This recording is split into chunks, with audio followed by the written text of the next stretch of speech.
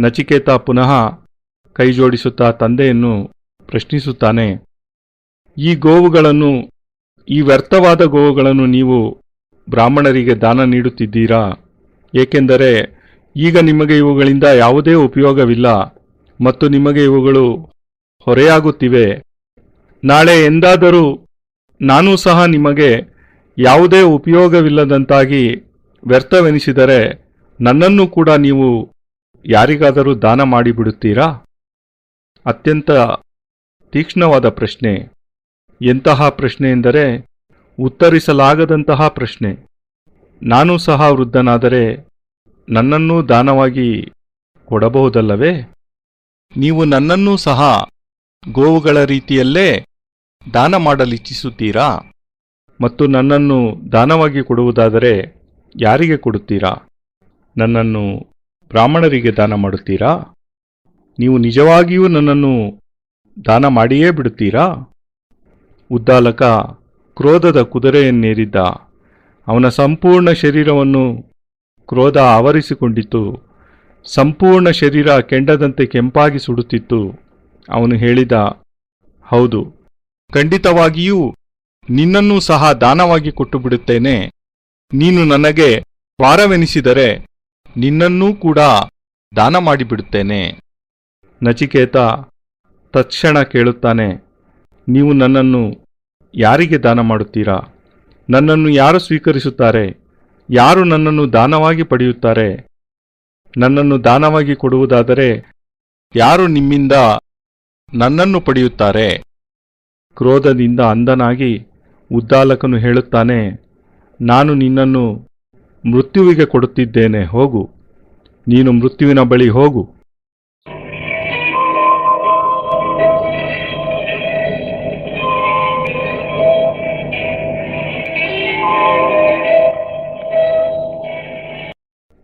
ಉದ್ದಾಲಕನು ಕ್ರೋಧದ ತೀವ್ರತೆಯಲ್ಲಿ ಪ್ರಜ್ಞೆಯಿಲ್ಲದೆ ಈ ಮಾತನ್ನು ಹೇಳುತ್ತಾನೆ. ಆದರೆ ನಚಿಕೇತ ತಂದೆಯ ಕೋಪೋದ್ರಿಕ್ತವಾದ ಮಾತನ್ನೇ ಅವರ ಆಜ್ಞೆ ಎಂದು ಭಾವಿಸಿ ಸ್ವೀಕರಿಸುತ್ತಾನೆ. ಇಬ್ಬರಲ್ಲಿಯೂ ಅಂತರವಿದೆ.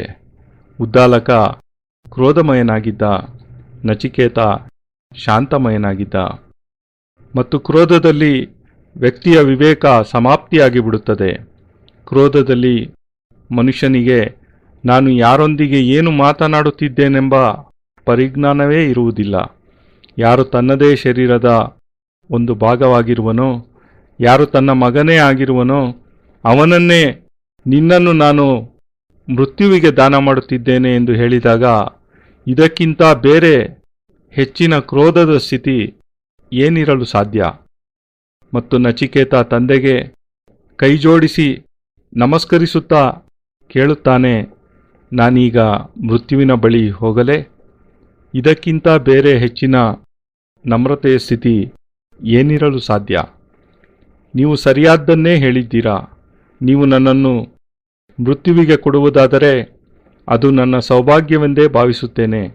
ಏಕೆಂದರೆ ತಂದೆಯ ಆಜ್ಞೆಯನ್ನು ಪಾಲಿಸುವುದು ಪ್ರತ್ಯೇಕ ಪುತ್ರನ ಕರ್ತವ್ಯ ಹಾಗೂ ಧರ್ಮವಾಗಿದೆ. ನೀವು ಏನೆಂದು ಈಗ ಆಜ್ಞೆ ಮಾಡಿದ್ದೀರೋ ಅದನ್ನು ನಾನು ಶಿರಸಾವಹಿಸಿ ಪಾಲಿಸುತ್ತೇನೆ. ನೀವು ನನ್ನನ್ನು ಮೃತ್ಯುವಿನ ಬಳಿಗೆ ಕಳಿಸುವ ಸಂಕಲ್ಪವನ್ನೇ ಮಾಡಿದ ಮೇಲೆ, ಬಾಯಿಂದ ಹೇಳಿದ ಮೇಲೆ ನಾನು ಖಂಡಿತ ಮೃತ್ಯುವಿನ ಬಳಿಗೆ ಹೋಗುತ್ತೇನೆ. ಏಕೆಂದರೆ ತಂದೆಯ ಯಾವುದೇ ಶಬ್ದ ಅಥವಾ ವಾಕ್ಯ ವ್ಯರ್ಥವಲ್ಲ ಮಗನಿಗೆ. ನಿಮ್ಮ ಯಾವುದೇ ಶಬ್ದ ವಾಕ್ಯ ವ್ಯರ್ಥವಲ್ಲ. ನೀವು ನನ್ನನ್ನು ಮೃತ್ಯುವಿಗೆ ಕೊಡುವ ಘೋಷಣೆ ಮಾಡಿದ್ದೀರಿ. ಯಾವ ರೀತಿ ಈ ಗೋವುಗಳು ಬ್ರಾಹ್ಮಣರೊಂದಿಗೆ ದಾನವಾಗಿ ಹೊರಡುತ್ತಿವೆಯೋ ಅದೇ ರೀತಿ ನಾನೂ ಸಹ ಮೃತ್ಯುವನ್ನು ಅರಸುತ್ತಾ ಹೊರಡುತ್ತೇನೆ. ಮತ್ತು ಉದ್ದಾಲಕನಿಗೆ ಒಂದು ಬಾರಿಗೆ ಈ ವಿಚಾರ ಸರಣಿಯಿಂದ ಆಘಾತವಾಗುತ್ತದೆ. ಒಂದು ಬಾರಿ ಯೋಚಿಸುತ್ತಾನೆ, ನಾನೇನು ಮಾತಾಡಿಬಿಟ್ಟೆ? ಹೇಗೆ ಆ ರೀತಿ ಮಾತನಾಡಿಬಿಟ್ಟೆ? ನನ್ನ ಬಾಯಿಂದ ಅಂತಹ ತಪ್ಪಾದ ಮಾತುಗಳು ಹೇಗೆ ಹೊರಬಂದವು? ಅವನು ಪಶ್ಚಾತ್ತಾಪ ಪಡುತ್ತಾನೆ, ಹತಾಶನಾಗುತ್ತಾನೆ. ಅಯ್ಯೋ, ನಾನೇನು ಮಾಡಿಬಿಟ್ಟೆ? ನಚಿಕೇತ ನಾನಾಡಿದ ಮಾತುಗಳನ್ನೇ ನಿಜವೆಂದು ನಂಬಿಬಿಟ್ಟನಲ್ಲ. ಮೃತ್ಯುವಿನ ಬಳಿಗೆ ಹೋಗಲು ತಯಾರಾಗಿ ಬಿಟ್ಟನಲ್ಲ. ಉದ್ದಾಲಕನ ಕಣ್ಣಲ್ಲೀಗ ಕಣ್ಣೀರು ಪ್ರವಹಿಸುತ್ತಿದೆ. ಅವನ ಶರೀರ ತರತರನೆ ನಡುಗುತ್ತಿದೆ. ಅವನ ಕ್ರೋಧ ಸಮಾಪ್ತವಾಗಿದೆ. ಅವನು ಮಗನನ್ನು ತನ್ನ ತೊಡೆಯ ಮೇಲೆ ಕುಳ್ಳಿರಿಸಿಕೊಂಡು ನಚಿಕೇತನ ತಲೆಯನ್ನು ನೇವರಿಸುತ್ತಾ ಹೇಳುತ್ತಾನೆ, ನಾನು ಕೇವಲ ಕ್ರೋಧದಿಂದ ಮಾತನಾಡಿದ್ದು. ನೀನು ನನ್ನ ಒಬ್ಬನೇ ಒಬ್ಬ ಮಗನಾಗಿದ್ದೀಯಾ. ನಾನು ನಿನ್ನನ್ನು ಮೃತ್ಯುವಿಗೆ ಹೇಗೆ ತಾನೇ ಕೊಡಲು ಸಾಧ್ಯ? ಇದು ಸಂಭವವೇ ಇಲ್ಲ. ನನಗರಿಯದೆ ನನ್ನ ಬಾಯಿಂದ ಬಂದ ಮಾತುಗಳು ಇವು. ನಾನು ನಿನ್ನ ತಂದೆ, ನೀನು ನನ್ನ ವಂಶೋದ್ಧಾರಕ. ನೀನಿಲ್ಲದೆ ಜೀವನದ ಅರ್ಥ, ಉದ್ದೇಶ, ಪ್ರಯೋಜನವಾದರೂ ಏನು? ನಚಿಕೇತ ಹೇಳುತ್ತಾನೆ, ಇಲ್ಲ. ಒಬ್ಬರಿಗೆ ಒಂದು ಬಾರಿ ದಾನ ಮಾಡಿದ ವಸ್ತುವನ್ನು ಪುನಃ ಹಿಂಪಡೆಯಲೇಬಾರದು. ನೀವೀಗ ನನ್ನನ್ನು ದಾನ ಮಾಡಿಬಿಟ್ಟಿದ್ದೀರಾ. ಈಗ ನನ್ನ ಮೇಲೆ ಅಧಿಕಾರವಿರುವುದು ಮೃತ್ಯುವಿಗೆ ಮಾತ್ರ. ನಿಮ್ಮ ಅಧಿಕಾರ ಈಗ ನನ್ನ ಮೇಲಿಲ್ಲ. ಯಾವಾಗ ನೀವು ಒಂದು ಬಾರಿ ನನ್ನನ್ನು ಮೃತ್ಯುವಿಗೆ ಕೊಡುತ್ತೇನೆಂದು ಸಂಕಲ್ಪ ತೆಗೆದುಕೊಂಡಿರೋ, ನನ್ನನ್ನು ಮೃತ್ಯುವಿಗೆ ಕೊಟ್ಟುಬಿಟ್ಟಿರೋ, ನಿಮಗೆ ನನ್ನ ಮೇಲೆ ಯಾವುದೇ ಅಧಿಕಾರವೂ ಇರುವುದಿಲ್ಲ. ಯಾವ ವಸ್ತುವು ಈಗ ನಿಮ್ಮದಲ್ಲವೋ ಅದನ್ನು ನೀವು ತೊಡೆಯ ಮೇಲೆ ಕೂರಿಸಿಕೊಳ್ಳುವಂತಿಲ್ಲ. ಅದರ ತಲೆಯನ್ನೂ ಸಹ ನೀವು ನೇವರಿಸುವಂತಿಲ್ಲ. ಅದನ್ನು ನೀವು ಪುಸಲಾಯಿಸುವಂತೆಯೂ ಇಲ್ಲ, ಸಂತೋಷಪಡಿಸುವಂತೆಯೂ ಇಲ್ಲ. ನೀವು ನನ್ನನ್ನು ಮತ್ತೆ ಹಿಂದಕ್ಕೆಳೆಯಬೇಡಿ. ಕೊಟ್ಟಿರುವಂತಹ ದಾನವನ್ನು ಹಿಂಪಡೆಯಬೇಡಿ. ಈ ಸಮಯದಲ್ಲಿ ನಾನೀಗ ಮೃತ್ಯುವಿಗೆ ಮುಡಿಪಾದವನು. ನೀವು ನನ್ನನ್ನು ಮೃತ್ಯುವಿಗೆ ಅರ್ಪಿಸಿದ್ದೀರಿ. ನಾನು ಮೃತ್ಯುವಿನ ಬಳಿಗೇ ಹೋಗುತ್ತೇನೆ. ಏನೆಲ್ಲ ಆಜ್ಞೆಯನ್ನು ಮೃತ್ಯುವು ನೀಡುತ್ತಾನೆಯೋ ಅವನ್ನೆಲ್ಲ ಪಾಲನೆ ಮಾಡುವುದು ನನ್ನ ಧರ್ಮವಾಗಿದೆ, ಕರ್ತವ್ಯವಾಗಿದೆ. ಉದ್ದಾಲಕ ಮೌನವಾಗಿದ್ದ. ಅವನು ತನ್ನ ಬಾಯಿಂದ ಏನು ಹೊರಬಂದಿತೆಂಬುದನ್ನು ತಿಳಿಯಲಾಗದೆ ಹೋದ. ಏನಾಗುತ್ತಿದೆ ಎಂಬುದೂ ಸಹ ಅವನಿಗೆ ಅರ್ಥವಾಗದೆ ಹೋಯಿತು. ಹಸುಗಳನ್ನು ಬ್ರಾಹ್ಮಣರಿಗೆ ದಾನ ಮಾಡಲು ಹೋಗಿ ಸ್ವಂತ ಮಗನನ್ನೇ ಕಳೆದುಕೊಳ್ಳುವಂತಾಯಿತು. ಏನನ್ನು ಕೋಪದಲ್ಲಿ ಅಂದನೋ ಅದನ್ನೇ ಮಗನು ಆಜ್ಞೆ ಎಂದು ತಿಳಿದು ಪಾಲಿಸುತ್ತಿದ್ದಾನೆ. ವಾಸ್ತವವಾಗಿ ಯಾವುದನ್ನು ನಾವು ದಾನ ಮಾಡಿದ್ದೇವೆಯೋ ಅದರ ಮೇಲೆ ನಮ್ಮದಾದ ಯಾವುದೇ ಹಕ್ಕು ಸಹ ಇರುವುದಿಲ್ಲ, ಅಧಿಕಾರವೂ ಇರುವುದಿಲ್ಲ. ನಾನೇ ನನ್ನ ಕೈಯಾರೆ ನನ್ನ ಮಗನನ್ನು ಮೃತ್ಯುವಿಗೆ ಒಪ್ಪಿಸಿಬಿಟ್ಟೆನಲ್ಲ. ಮತ್ತು ನಚಿಕೇತ ಎದ್ದು ನಿಂತು ಅಂತಿಮ ಬಾರಿಗೆ ತನ್ನ ತಂದೆಗೆ ಪ್ರಣಾಮ ಮಾಡುತ್ತಾನೆ. ಕೈಮುಗಿದು ಪ್ರಾರ್ಥನೆ ಸಲ್ಲಿಸುತ್ತಾನೆ. ನಾನು ನಿಮ್ಮಂತಹ ತಂದೆಯನ್ನು ಪಡೆದು ಧನ್ಯನಾಗಿದ್ದೇನೆ. ಇದು ನನ್ನ ಸೌಭಾಗ್ಯವಾಗಿದೆ. ನನ್ನನ್ನು ನೀವು ಮೃತ್ಯುವಿಗೆ ದಾನ ಕೊಟ್ಟಿದ್ದೀರಿ ಮತ್ತು ನಾನು ಅವಶ್ಯವಾಗಿ ಮೃತ್ಯುವಿನ ದೇವತೆಯಾದ ಯಮರಾಜನ ಬಳಿಗೆ ಹೋಗುತ್ತೇನೆ. ಅವನ ಚರಣಗಳಲ್ಲಿ ಕುಳಿತುಕೊಳ್ಳುತ್ತೇನೆ. ಅವನು ಏನೆಲ್ಲ ಕೊಡುತ್ತಾನೋ ಅದನ್ನು ಸ್ವೀಕರಿಸುತ್ತೇನೆ. ನನ್ನ ಭಾಗ್ಯದಲ್ಲಿ ಏನಾದರೂ ಬರೆದಿದ್ದರೆ ಅದನ್ನು ಅವನಿಂದ ಪ್ರಾಪ್ತಿ ಮಾಡಿಕೊಳ್ಳುತ್ತೇನೆ. ನನ್ನ ಭಾಗ್ಯದಲ್ಲಿ ಏನೂ ಬರೆದಿಲ್ಲದಿದ್ದರೆ ಯಮರಾಜನಿಗೇ ಅರ್ಪಿತವಾದ ನನ್ನ ಶರೀರ, ನನ್ನ ಪ್ರಾಣ, ನನ್ನ ಚೇತನ ಯಮರಾಜ ಯಾವ ರೀತಿಯಲ್ಲಿಯಾದರೂ ಇಚ್ಛೆಪಟ್ಟು ಈ ನನ್ನ ಶರೀರ ಪ್ರಾಣಗಳನ್ನು ಉಪಯೋಗಿಸಲಿ. ಮತ್ತು ನಚಿಕೇತ ಅಲ್ಲಿಂದ ತತ್ಕ್ಷಣ ಹೊರಟು ಬಿಟ್ಟ. ಉದ್ದಾಲಕ ಹತಾಶನಾಗಿ ಏನೂ ತೋಚದೆ ಕಣ್ಣುಗಳಿಂದ ಕಣ್ಣೀರ ಧಾರೆ ಸುರಿಸುತ್ತಾ ದುಃಖದ ಆವೇಗದಿಂದ ಬಿಕ್ಕುತ್ತಾ ಗದ್ಗದ ಕಂಠದಿಂದ ಹೃದಯ ಬಿರಿಯುವಂತಹ ಆಕ್ರಂದನದೊಂದಿಗೆ ನಚಿಕೇತನೆಡೆಗೆ ದಯನೀಯವಾಗಿ ನೋಡುತ್ತಲೇ ಇದ್ದ. ಆದರೆ ತಂದೆಯ ಈ ದುಸ್ಥಿತಿ ನಚಿಕೇತನ ಹೃದಯದ ಮೇಲೆ ಯಾವುದೇ ಪ್ರಭಾವವನ್ನು ಬೀರಲಿಲ್ಲ. ನಾನೀಗ ಉದ್ದಾಲಕನ ಮಗನಲ್ಲವೆಂದು ಅವನು ಅರಿತಿದ್ದ. ಈಗ ನಾನು ಮೃತ್ಯು ಯಮರಾಜನ ಸಂಪತ್ತಾಗಿದ್ದೇನೆ, ಆಸ್ತಿಯಾಗಿದ್ದೇನೆ. ನನ್ನ ಶರೀರದ ಮೇಲೆ, ನನ್ನ ಪ್ರಾಣಗಳ ಮೇಲೆ ಯಮರಾಜನ ಅಧಿಕಾರವಿದೆ. ಆದ್ದರಿಂದಲೇ ನಾನು ಯಮರಾಜನಿಂದಲೇ ಜ್ಞಾನ ಮತ್ತು ಚೇತನವನ್ನು ಪಡೆಯುವ ಪ್ರಯತ್ನವನ್ನು ಮಾಡುತ್ತೇನೆ. ನಚಿಕೇತ ನಡೆದುಕೊಂಡು ಹೋಗಿ ಯಮಲೋಕವನ್ನು ತಲುಪುತ್ತಾನೆ ಮತ್ತು ಮೃತ್ಯುವಿನ ದ್ವಾರದಲ್ಲಿ ನಿಂತುಕೊಳ್ಳುತ್ತಾನೆ. ಜೀವನದಲ್ಲಿ ಮೊಟ್ಟ ಮೊದಲ ಬಾರಿ ಈ ವಿಶೇಷ ಘಟನೆ ಬ್ರಹ್ಮಾಂಡದಲ್ಲಿ ನಡೆಯುತ್ತದೆ. ಈ ಘಟನೆಯನ್ನು ಅರಿಯಲೇಬೇಕಾದ ಅವಶ್ಯಕತೆ ಇದೆ. ಪ್ರತ್ಯೇಕ ವ್ಯಕ್ತಿಯ ಮನೆ ಬಾಗಿಲಿಗೂ ಸಹ ಮೃತ್ಯು ಬರುತ್ತಾನೆ. ಆದರೆ ಇಲ್ಲಿ ಒಬ್ಬ ವ್ಯಕ್ತಿ ಸ್ವಯಂ ಮೃತ್ಯುವಿನ ಮನೆ ಬಾಗಿಲಿಗೆ ಬಂದಿದ್ದಾನೆ. ನಿಜವಾಗಿಯೂ ವಿಪರೀತ ಸ್ಥಿತಿ ಏರ್ಪಟ್ಟಿದೆ. ಇದುವರೆಗೂ ಸ್ವಯಂ ಯಮರಾಜನೇ ವ್ಯಕ್ತಿಯನ್ನು ಕರೆದೊಯ್ಯಲು ಮನೆ ಬಾಗಿಲಿಗೆ ಬಂದಿದ್ದುಂಟು. ಆದರೀಗ ಮೊಟ್ಟ ಮೊದಲ ಬಾರಿಗೆ ವ್ಯಕ್ತಿಯೊಬ್ಬನು ಸ್ವಯಂ ಯಮರಾಜನನ್ನೇ ಹುಡುಕುತ್ತಾ ಅವನ ಮನೆ ಬಾಗಿಲಿಗೆ ಬಂದಿದ್ದಾನೆ. ನಚಿಕೇತ ಯಮನ ಮನೆ ಬಾಗಿಲಿಗೆ ಬಂದಾಗ ಯಮರಾಜ ಮನೆಯಲ್ಲಿರಲಿಲ್ಲ. ಮತ್ತು ಯಾರು ಧೈರ್ಯ ಮತ್ತು ಪರಾಕ್ರಮ ಹೊಂದಿರುತ್ತಾರೋ, ಯಾರು ಸಾಹಸಿಯಾಗಿರುತ್ತಾರೋ, ಯಾರು ತೇಜಸ್ವಿಯಾಗಿರುತ್ತಾರೋ, ಯಾರು ಮೃತ್ಯುವನ್ನು ಆಲಿಂಗನ ಮಾಡಲು ಉತ್ಸುಕರಾಗಿರುತ್ತಾರೋ, ಯಾರು ಮೃತ್ಯುವಿನ ಮನೆ ಬಾಗಿಲಿಗೆ ತಲುಪುತ್ತಾರೋ ಅಲ್ಲಿ ಅವರಿಗೆ ಮೃತ್ಯು ಸಿಗುವುದೇ ಇಲ್ಲ. ಮೃತ್ಯು ಹೇಡಿಗಳಿಗೇ ಸಿಗುವುದು. ಯಾವ ಹೇಡಿಗಳು ಭಯಭೀತರಾಗಿ ಮನೆಯಲ್ಲಿಯೇ ಅವಸಿಟ್ಟುಕೊಂಡು ಕಳ್ಳರಂತೆ ಬಟ್ಟೆ ಬರೆಗಳನ್ನು ಮೈಯೆಲ್ಲ ಹೊದ್ದುಕೊಂಡು ಪಲ್ಲಂಗದ ಮೇಲೆ ಪ್ರಾಣಭೀತಿಯಿಂದ ರಗ್ಗು ರಜಾಯಿಗಳನ್ನು ಹೊದ್ದು ನಡಗುತ್ತಾ ಮಲಗುತ್ತಾರೆಯೋ ಅವರನ್ನೇ ಮೃತ್ಯುವು ಹಿಡಿದೊಯ್ಯುವುದು. ಆದರೆ ಯಾರು ಕಾಲ್ನಡಿಗೆಯಿಂದಲೇ ಮೃತ್ಯುವಿನ ಮನೆ ಬಾಗಿಲನ್ನು ತಲುಪುತ್ತಾರೋ ಅವರಿಗೆ ಮೃತ್ಯು ಪ್ರಾಪ್ತವಾಗುವುದಿಲ್ಲ. ಇದು ಈ ಉಪನಿಷತ್ತಿನ ಮೂಲ ಮಾರ್ಮಿಕ ವ್ಯಾಖ್ಯಾನವಾಗಿದೆ. ನಚಿಕೇತ ಯಮನ ಮನೆ ಬಾಗಿಲಿಗೆ ಹೋಗಿ ನಿಲ್ಲುತ್ತಾನೆ. ಅಲ್ಲಿ ಅವನಿಗೆ ಯಮ ಸಿಗುವುದಿಲ್ಲ. ನಚಿಕೇತ ಮೃತ್ಯುವಿನ ದ್ವಾರವನ್ನು ತಲುಪುತ್ತಾನೆ. ಆದರೆ ಅಲ್ಲಿ ಮೃತ್ಯುವು ಉಪಸ್ಥಿತನಾಗಿರುವುದಿಲ್ಲ. ಯಾರು ಸ್ವತಃ ನಡೆಯುತ್ತಾ ಹೋಗಿ ಮೃತ್ಯುವಿನ ದ್ವಾರವನ್ನು ತಲುಪುವರೋ, ಯಾರು ಧೈರ್ಯ ಮತ್ತು ಪರಾಕ್ರಮಶಾಲಿಗಳಾಗಿ ಆಗಿದ್ದಾಗಲಿ ಇದನ್ನು ಒಮ್ಮೆ ಎದುರಿಸಿಯೇ ಬಿಡೋಣ ಎಂಬ ಛಲದಿಂದಿರುವರೋ, ಏನಾದರೂ ಸರಿಯೇ ನಾನೇ ಸ್ವತಃ ಮೃತ್ಯುವಿನ ಮನೆ ಬಾಗಿಲಿಗೆ ಹೋಗುತ್ತೇನೆ, ನಾನೇ ನೋಡುತ್ತೇನೆ ಮೃತ್ಯು ಎಂದರೆ ಏನು, ಮೃತ್ಯುವಿನ ಸೌಂದರ್ಯವೇನು, ಅದರ ಶೃಂಗಾರವೇನು, ಮೃತ್ಯು ನನ್ನನ್ನು ಏನು ಮಾಡಬಲ್ಲದು, ಮೃತ್ಯು ನನಗೇನು ಅಹಿತ ಮಾಡಬಲ್ಲದು. ಯಾವ ವ್ಯಕ್ತಿ ಇಂತಹ ಧೈರ್ಯ ಮತ್ತು ಪರಾಕ್ರಮಗಳಿಂದಿರುತ್ತಾನೋ ಅವನ ಹತ್ತಿರ ಸಹ ಮೃತ್ಯುವು ಸುಳಿಯುವುದಿಲ್ಲ. ಮೃತ್ಯುವಿನ ದ್ವಾರ ಅವನಿಗಾಗಿ ತೆರೆಯುವುದೇ ಇಲ್ಲ.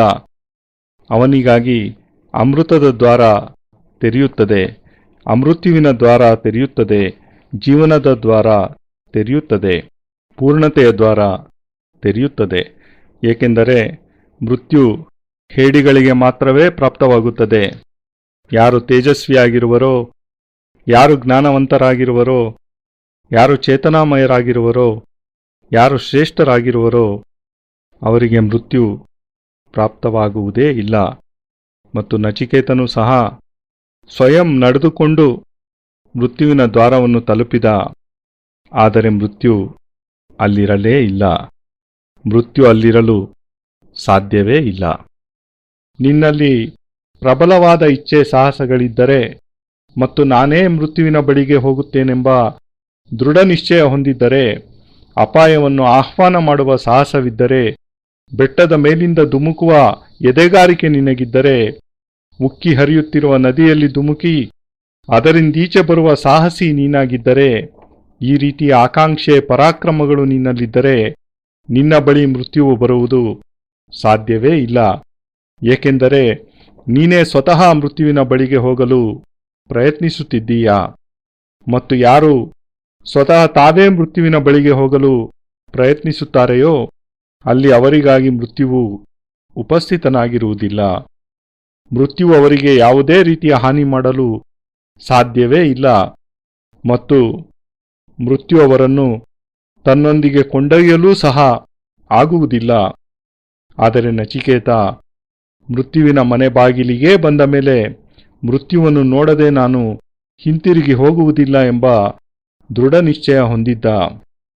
ಮೃತ್ಯುವು ಬರುವವರೆಗೂ, ಯಮರಾಜನ ಸಾಕ್ಷಾತ್ ದರ್ಶನವಾಗುವವರೆಗೂ ನಾನಿಲ್ಲಿಂದ ಕದಲುವುದಿಲ್ಲ ಎಂದು ಪಟ್ಟು ಹಿಡಿದು ಯಮರಾಜನ ಮನೆ ಬಾಗಿಲಿನಲ್ಲಿಯೇ ಅಚಲನಾಗಿ ಕುಳಿತುಬಿಟ್ಟ ನಚಿಕೇತ.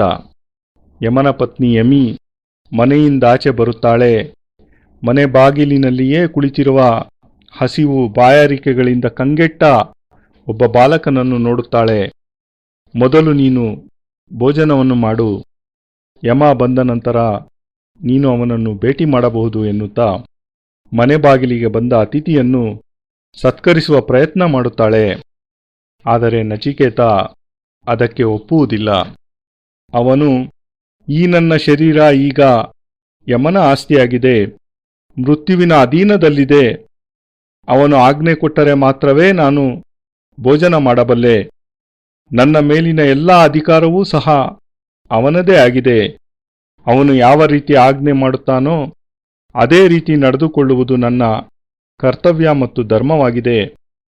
ಎಲ್ಲಿಯವರೆಗೂ ಯಮನು ಬರುವುದಿಲ್ಲವೋ ಅಲ್ಲಿಯವರೆಗೂ ನಾನು ಇಲ್ಲಿಯೇ ಕುಳಿತಿರುತ್ತೇನೆ ಎನ್ನುತ್ತಾ 3 ದಿನಗಳವರೆಗೆ ಹಸಿವು ಬಾಯಾರಿಕೆಗಳನ್ನೂ ಲೆಕ್ಕಿಸದೆ ಮೃತ್ಯುವಿನ ಮನೆ ಬಾಗಿಲಿನಲ್ಲಿಯೇ ಕುಳಿತಿರುತ್ತಾನೆ ನಚಿಕೇತ. ಈ ಸಂದರ್ಭದಲ್ಲಿ ಉಪನಿಷತ್ತಿನ ಮತ್ತೊಂದು ಮರ್ಮ ನಮ್ಮ ಮುಂದೆ ಸ್ಪಷ್ಟವಾಗುತ್ತದೆ. ನಚಿಕೇತ 3 ದಿನಗಳವರೆಗೂ ಅನ್ನ ನೀರಿಲ್ಲದೆ ಉಪವಾಸ ಮಾಡುತ್ತಿದ್ದ. ಯಾರು ಹಸಿವೆ ಬಾಯಾರಿಕೆಗಳನ್ನು ನಿಗ್ರಹಿಸುತ್ತಾರೋ ಅವರಿಗೆ ಮೃತ್ಯು ಪ್ರಾಪ್ತವಾಗುವುದಿಲ್ಲ. ಉಪವಾಸ ಮಾಡುವುದು ಜೀವನದ ಮೂಲ ಧರ್ಮ, ಚಿಂತನೆ ಮತ್ತು ವಿಶೇಷತೆಯಾಗಿದೆ. ಏಕೆಂದರೆ ಉಪವಾಸದ ಮೂಲಕ ಜೀವನದ ಪೂರ್ಣತೆ ಪ್ರಾಪ್ತಿಯಾಗುತ್ತದೆ. ನಚಿಕೇತ ಉಪವಾಸ ಮಾಡಿದ. ಉಪವಾಸದ ಪರಂಪರೆ ಅಲ್ಲಿಂದಲೇ ಪ್ರಾರಂಭವಾಯಿತು. ಯಾರು ಅತಿ ಹೆಚ್ಚು ಭೋಜನ ಮಾಡುತ್ತಾರೋ ಅವರು ಅಷ್ಟೇ ಬೇಗ ಸಾವನ್ನಪ್ಪುತ್ತಾರೆ. ಯಾರು ಆಹಾರವನ್ನು ಅತಿ ಕಡಿಮೆ ಸೇವಿಸುತ್ತಾರೆಯೋ ಅವರು ಅತ್ಯಂತ ಆರೋಗ್ಯಶಾಲಿಗಳು ಹಾಗೂ ದೀರ್ಘಾಯುಗಳು ಆಗಿರುತ್ತಾರೆ. ಆದ್ದರಿಂದಲೇ ನಾವು ಸೇವಿಸುವ ಆಹಾರದ ಮೇಲೆ ನಿಯಂತ್ರಣ ಸಾಧಿಸುವುದು ಅತ್ಯಂತ ಅಗತ್ಯ ಹಾಗೂ ಅನಿವಾರ್ಯವಾಗಿದೆ. ಮತ್ತು ಯಾರು ಎಷ್ಟು ಹೆಚ್ಚು ಉಪವಾಸ ಮಾಡುತ್ತಾರೆಯೋ ಅವರೆಲ್ಲರೂ ಅಷ್ಟೇ ಹೆಚ್ಚಿನ ಪೂರ್ಣತೆಯನ್ನು ಪಡೆಯುತ್ತಾರೆ. ನಚಿಕೇತ ಯಾವುದೇ ಆಹಾರವನ್ನು ಸೇವಿಸದೆ ಅಲ್ಲಿಯೇ ಕುಳಿತಿದ್ದ, ಉಪವಾಸ ಮಾಡುತ್ತಾ. ಮತ್ತು ಆದ್ದರಿಂದಲೇ ಬುದ್ಧ ಹಾಗೂ ಮಹಾವೀರರು ಉಪವಾಸದ ಈ ಪರಂಪರೆಯನ್ನು ಇನ್ನೂ ಹೆಚ್ಚಾಗಿ ಮುಂದುವರಿಸಿದರು. ಏಕೆಂದರೆ ನಮ್ಮ ಶರೀರ ತನ್ನಲ್ಲಿಯೇ ತಾನು ಒಂದು ಅದ್ಭುತ ಮಹತ್ವಪೂರ್ಣ ಯಂತ್ರವಾಗಿದೆ. ನಾವು ಉಪವಾಸ ಮಾಡುವಾಗ 3, 4, 5 ದಿನಗಳ ನಂತರ ಹಸಿವೆ ಆಗುತ್ತದೆ. 4-5 ದಿನಗಳ ನಂತರ ಹಸಿವೆಯಿಂದ ಒದ್ದಾಡುವಂತಾಗುತ್ತದೆ. ಭೋಜನವಿಲ್ಲದೆ ನಾವು ಇರಲಾಗುವುದಿಲ್ಲ. ಅದಾದ ನಂತರ ನಮಗೆ ಭೋಜನ ಮಾಡಬೇಕೆನ್ನುವ ಇಚ್ಛೆಯೂ ಇರುವುದಿಲ್ಲ ಮತ್ತು ನಮಗೆ ಹಸಿವೆ ಆಗುವುದಿಲ್ಲ. 6ನೆಯ ದಿನ ನಮಗೆ ಭೋಜನ ಮಾಡಬೇಕೆನ್ನುವ ಇಚ್ಛೆಯೇ ಉಂಟಾಗುವುದಿಲ್ಲ. ಏಕೆಂದರೆ ನಮ್ಮ ಶರೀರ ಇದುವರೆಗೆ ನಾವು ತಿಂದ ಆಹಾರದಿಂದ ಪರಿವರ್ತನೆಗೊಂಡು ಸಂಗ್ರಹವಾದ ಮಾಂಸವನ್ನೇ ಪುನಃ ಕರಗಿಸುತ್ತಾ ಅದರಿಂದ ಶಕ್ತಿ ಸಂಚಯ ಮಾಡಿ ತನ್ನನ್ನು ತಾನೇ ಸ್ವತಃ ರಕ್ಷಣೆ ಮಾಡಿಕೊಳ್ಳುತ್ತದೆ. ಇದು ನಮ್ಮ ಶರೀರದ ಬಹುದೊಡ್ಡ ವಿಶೇಷತೆಯಾಗಿದೆ. 10 ದಿನಗಳ ಉಪವಾಸದ ನಂತರ 1 ಪೌಂಡ್ ಮಾಂಸ, 1 ಪೌಂಡ್ ತೂಕ ನಮ್ಮ ಶರೀರದಿಂದ ಕಡಿಮೆಯಾಗುತ್ತದೆ. ಮನುಷ್ಯ ಜೀವಂತವಾಗಿಯೇ ಇರುತ್ತಾನೆ, ಆದರೆ ಅವನ ತೂಕ ಕಡಿಮೆಯಾಗಿರುತ್ತದೆ. ಏಕೆಂದರೆ ಅವನ ಶರೀರ ತನ್ನಲ್ಲಿಯೇ ಇರುವ ಮಾಂಸವನ್ನೇ ಭೋಜನ ರೂಪದಲ್ಲಿ ಸ್ವೀಕರಿಸಲು ಪ್ರಾರಂಭ ಮಾಡಿರುತ್ತದೆ. ಮಾಂಸವನ್ನೇ ಕರಗಿಸಿ ಶರೀರಕ್ಕೆ ಉಷ್ಣತೆಯನ್ನು ಉಂಟುಮಾಡುವ, ತನ್ಮೂಲಕ ಜೀವವನ್ನು ಸಂರಕ್ಷಣೆ ಮಾಡುವ ಕಾರ್ಯವನ್ನು ಮುಂದುವರಿಸುವ ಪ್ರಯತ್ನ ನಡೆಸುತ್ತಿರುತ್ತದೆ. ಇದೇ ನಮ್ಮ ಶರೀರದ ವಿಶೇಷತೆಯಾಗಿದೆ. ಆದ್ದರಿಂದಲೇ ಈ ಉಪವಾಸದ ಪರಂಪರೆಯಲ್ಲಿ ನಚಿಕೇತ ದೃಢ ನಿಶ್ಚಯ ಮಾಡುತ್ತಾನೆ. ನಾನು ಉಪವಾಸದ ಮಾಧ್ಯಮದಿಂದಲೇ ಯಮನನ್ನು ಮೃತ್ಯುವನ್ನು ಪ್ರಾಪ್ತಿ ಮಾಡಿಕೊಳ್ಳುತ್ತೇನೆ ಮತ್ತು ಯಮನಿಗೆ ಜೀವನದ ಮರ್ಮ, ಜೀವನದ ಉದ್ದೇಶ, ಜೀವನದ ಲಕ್ಷ್ಯ ಮತ್ತು ಜೀವನದ ಧ್ಯೇಯ ಏನು ಎಂಬ ಪ್ರಶ್ನೆಯನ್ನೇ ಕೇಳುತ್ತೇನೆ.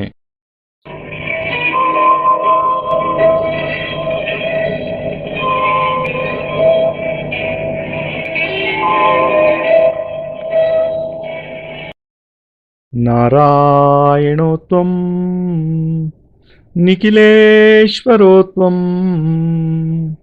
ಮಾತಾ ಪಿತಾ ಗುರು ಆತ್ಮಾ ತ್ವಮೇವಂ ಬ್ರಹ್ಮಾ ತ್ವಂ ವಿಷ್ಣುರುದ್ರ ತ್ವಮೇವಂ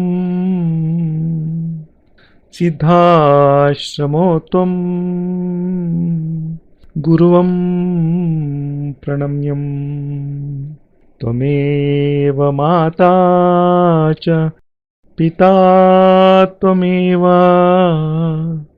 ತ್ವಮೇವ ಬಂಧುಶ್ಚ ಸಖಾ ತ್ವಮೇವ ತ್ವಮೇವ ವಿದ್ಯಾ ದ್ರವಿಣಂ ತ್ವಮೇವ ತ್ವಮೇವ ಸರ್ವಂ ಮಮ ದೇವ ದೇವ.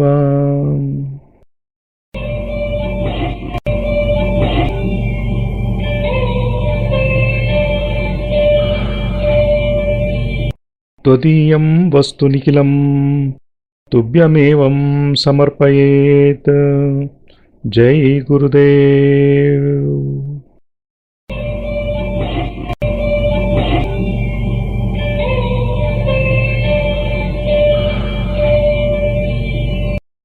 ಪರಮಪೂಜ್ಯ ಗುರುದೇವ್ ಯೋಗಿರಾಜ್ ಸ್ವಾಮಿ ನಿಖಿಲೇಶ್ವರಾನಂದಜಿ ಮಹಾರಾಜರ ಪವಿತ್ರತಮ ದಿವ್ಯ ಚರಣಾರವಿಂದಗಳಲ್ಲಿ ಸಪ್ರೇಮಪೂರ್ವಕ ಸಮರ್ಪಣೆ ಈ ಭಾವಾನುವಾದ. ಅತ್ಯಂತ ಕೃತಜ್ಞತಾಪೂರ್ವಕವಾಗಿ ಗುರೂಜಿ ನಿಖಿಲ್ ಸಚ್ಚಿದಾನಂದ.